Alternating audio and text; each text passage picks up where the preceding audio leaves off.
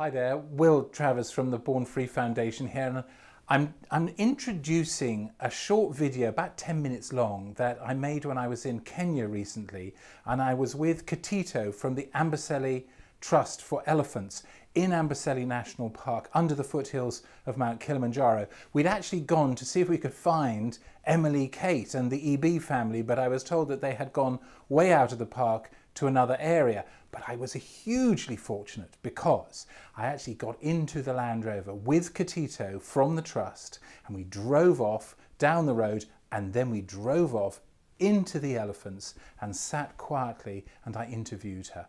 I hope you'll enjoy it as much as I did. Here in Amboseli National Park in Kenya with Katito from the Amboseli Elephant Trust for Elephants, and we have over our shoulders some beautiful elephants. Which family is this, Katito? This is the IA family, and in closest to us, this is Three Holes. She's the matriarch. Why is she called Three Holes? So interesting. When Cynthia saw her for the beginning, she gave her 3 holes because when you, on her right here, if you look at her, you can count 1, 2, 3. She has 3 holes. Yeah. She just showed us them all. Look at this. They never change. Yeah, fantastic. Seriously. Fantastic. Yeah. And the rest we have Ilsa. That is Ilsa. Yeah. Aine and Imogen. Mm-hmm. Yeah, the total of this family we have here, there are total of them, there are 16 members of this family. Okay, and you've been studying here for how long? 20 years. So they are completely used to you, they're used to the research vehicle, which is why they seem so incredibly calm. Yeah, they're really used to us, and they know my voice, and they know the sound of the Land Rover I'm driving, and they're used to us, because normally, and how they've been, they're kind, I cannot say they are 10 elephants, they are not, but the way we've been approaching them, and since Cynthia started the project in 1972, it is, we normally approach them from front, not from behind. Elephant, they had to be approached from behind. They like to be approached from the front. And that's why even, I can say Amboseli National Park, it is the best place for observing elephant. Also, even tourists to come and see elephant because of Amboseli Trust for Elephant, the way we've been following them and the way we treat them. Myself, when I go even out, I have a census sheet here. Like for example, this is Family Census Unit 2017, what is here. So you record every time you see every time I see an like individual this, there. An individual. Like this one I saw date 9 Feb 2017. Yeah, this is 3 holes. Born 1965. So I do the census every day, and I also talk to them like, oh, they say, 3 holes. Ibomea, Isme, Ilsa, Imogen. I just talk to them, so that was the time they know my voice, and I know exactly because when I started joining the project, studying them, because I was so excited talking to them, they ran away, and then I say, you guys, you have to learn, because I love you guys, and I love the job and studying with you guys. Now since that time, they used to me how much I shout.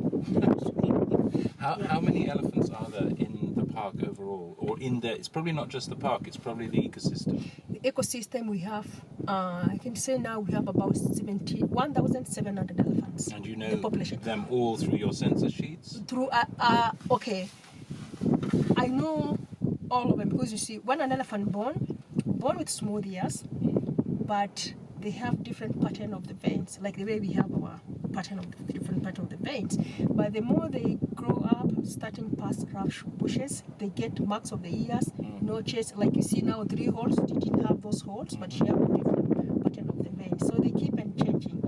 And also, as we take photographs, they start to take photographs when they are 5 years old. But the one Cynthia, when she started the project, she was taking photograph, the one she found already there. So, but for us, we take when they're 5 years old, and we keep on updating because the marks of the ear, they keep on changing. So we keep and continue taking more photographs. The mark they change, we keep on taking photographs. And that's how it is. It helps us for our study because for keeping our record. Okay. Everybody has his own ID photo. Right. Yeah. And one of the families that I know that Born Free has been closely involved with is the EB family, particularly because of our patron Martin Clunes and his little daughter. Well, she's not a little daughter anymore. Her name is Emily Kate. Yeah. But you have an elephant in the EB family called Emily Kate. She has a son called Ewok. Yeah. But you have some news for us about Emily Kate. Yes, I do have very good news for her. She's pregnant. I just saw her. She's really looking very heavy. She's going to have a second baby. That's fantastic news. Was she inside the core area here, or was she far away? Yeah, she's a bit far away, but I saw her this month. This month, Yes, okay. she's around. She's doing very well, and the family are really increasing. Emily Kate family, they're really increasing. The members of them now, they are 50. 50 in one 50 family. in one And family. will it always be like that? In other words, can it continue to grow, or at some stage will they just go, look, maybe we're split? Echo had a sister called Ella, and now that is the matriarch, because when Echo died 2009 during the drought season, and also combination of age, because elephant lifespan for an elephant is 65 to 70. Ella, she's the matriarch. So Ella and her daughter and her grandchildren, they split. But now, who is leading the family? Enid, a female called Enid, born in 1982, Echo daughter. But she's been learning through her mother, to lead the family. She's young, but kind of leading the family. But according to our census and the way we've been monitoring them, Ella, she's the matriarch of the family, which is no longer there. So Enid, she's the one who's taking care of the rest of the family, and they're really doing very well. And also we have this Echo, her last born called Esprit. She's also pregnant. Oh, okay. Yeah, she's pregnant, and she's So going this to is the last daughter of Yeah. Echo before she died. Yes. Is Esprit, and she's pregnant. She's pregnant, because if you say Echo died 2005 and 2009, and her calf was born 2005, she was how old when her mother died? 4, 4. and now it's 2017, so she'll be 12, Yeah. around 12, and she's pregnant with her first Very calf. pregnant. She's Ooh. very heavy. This year she's going to have a baby. I think even she's going to have before June. Okay. Yeah. That's fantastic news. Yeah. One last question. So this is the longest running research project for elephants in the world, probably by a long way. We've learned so much about elephants thanks to you and thanks to the team, Nora and Cynthia, and all the researchers that have been working on this for so long.